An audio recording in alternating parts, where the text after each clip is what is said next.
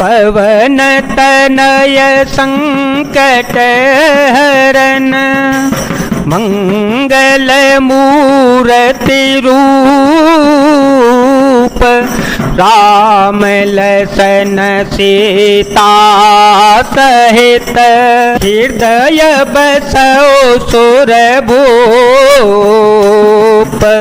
विनयन मानत जल जड़ गए 3 दिन बीती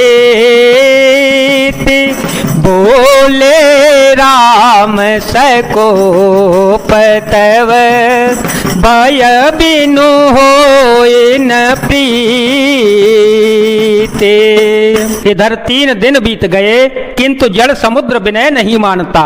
तब श्री राम जी क्रोध सहित बोले बिना भय के प्रीति नहीं होती। लक्ष्मण बाण सरासन आनो 100 बार देवे से के कृसानो सतसन विनय कोटिल सन प्रीति सहज कृपन सन सुंदर नीति ममता रत सन ज्ञान कहानी अतलो भीषण बीरते बखानी क्रोधे सम कामी हरि कथा क्रोधे सम कामी हरि कथा उसर बीज बहे फल जथा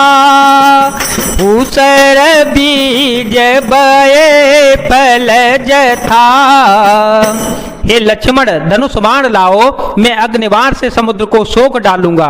मूर्ख से विनय कुटिल के साथ प्रीति स्वाभाविक ही कंजूस से सुंदर नीति उदारता का उपदेश ममता में फंसे हुए मनुष्य से ज्ञान की कथा अत्यंत लोभी से वैराग्य का वर्णन क्रोधी से सम शांति की बात और कामी से भगवान की कथा इनका वैसा ही फल होता है जैसा ऊसर में बीज बोने से होता है अर्थात ऊसर में बीज बोने की भांति यह सब कार्य व्यर्थ जाता है। अस कहि रघुपति चाप चढ़ावा अस कहि रघुपति चाप चढ़ावा यह मत लक्ष्मण के मन भावा यह मत लक्ष्मण के मन भावा संधाने ओ प्रभु विसिक कराला उठे अंतर ज्वाला मकर और गजस गनय कुलाने मकर और गजस गनय कुलाने जरत जंतु जल निधि जव जाने कनक थार भरे मन गण नाना विप्र रूप आय तजे माना। ऐसा कहकर श्री रघुनाथ जी ने धनुष चढ़ाया। यह मत लक्ष्मण जी के मन को बहुत ही अच्छा लगा। प्रभु ने भयानक अग्निबाण संधान किया जिससे समुद्र के हृदय के अंदर अग्नि की ज्वाला उठ गई। मगर सांप तथा मछलियों के समूह व्याकुल हो गए। जब समुद्र ने जीवों को जलते हुए जाना तब सोने के थाल में अनेक मणियों रत्नों को भरकर अभिमान छोड़कर वह ब्राह्मण के रूप में आ गया। कांटे पाई कदरी पर कोटि जतन को सींच विनयन मान खगेश सुनो डाटे पे नवनीच। कागभूषण जी कहते हैं हे गरुड़ जी सुनिए चाहे कोई करोड़ों उपाय करके सींचे पर केला तो काटने पर ही फलता है। नीच विनय से नहीं मानता वह डांटने पर ही झुकता है रास्ते पर आता है। सभय सिंधु गही पद प्रभु के रे क्षमहो नाथ सवयव गुण मेरे गगन समीर अनल जल धरनी, इनका ए नाथ सहज जड़ करनी। तब प्रेरित माया उपजाए, सृष्टि हेतु सब ग्रंथन गाए। प्रभु आय सुजे कह जसहि, सोते ही भांति रहे सुख लहि। समुद्र ने भयभीत होकर प्रभु के चरण पकड़कर कहा, हे नाथ मेरे सब अवगुण दोष क्षमा कीजिएगा। हे नाथ आकाश वायु अग्नि जल और पृथ्वी इन सबकी करनी सो आप से ही जड़ है। आपकी प्रेरणा से माया ने सृष्टि के लिए उत्पन्न किया है।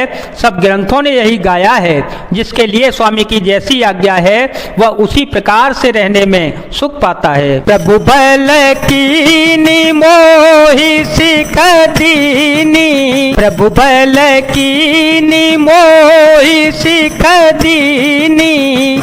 मर्यादा कोने तुम्हारे कीनी, मर्यादा पोने तुम्हारे कीनी। डोल गवार शूद्र पशु नारी, सकल ताड़ना के अधिकारे। प्रभु प्रताप में जाव सुखाई, प्रभु प्रताप में जाव सुखाई। उतरे ही कट कुन मोरी बड़ाई, प्रभु अज्ञा पेल श्रुति गाई। करो सो बेगी जो तुम ही सोहाई।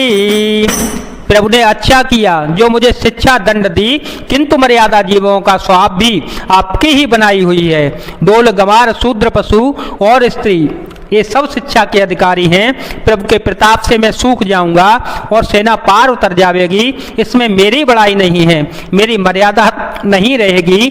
तथापि प्रभु की आज्ञा अपेल है, अर्थात आपकी आज्ञा का उल्लंघन नहीं हो सकता, ऐसा वेद गाते हैं।